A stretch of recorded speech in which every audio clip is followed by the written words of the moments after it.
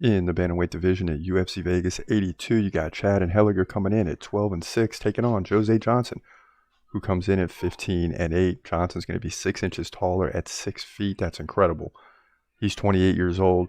Chad, 36. So one guy right in his prime, and another guy left his prime probably a few years ago.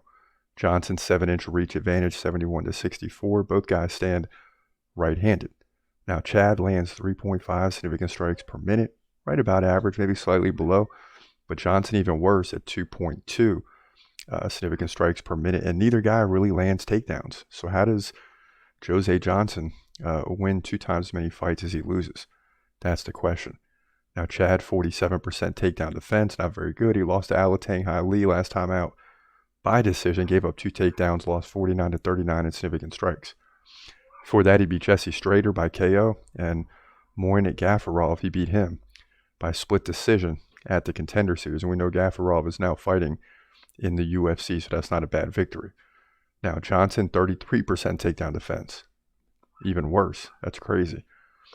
Lost to Damon Blackshear by submission, twister submission. That's crazy. Beat Jack Cartwright at the Contender Series by decision. Lost the first time out to Ronnie Lawrence, who we found out later is a decent fighter, right? So, you know, he's 1-2 so far in UFC type settings, and this fight comes down to just who doesn't fight worse. I mean, you know, both guys aren't very good right now, but I think Jose Johnson is slightly better than Chad Anheliger, if you can look at it that way. I mean, he's got more experience, 23 fights compared to 18 for Chad, so it's still close in that area. And the stats, I don't like him for either fighter. I mean, it's hard to make a prediction when you don't like the stats for either fighter.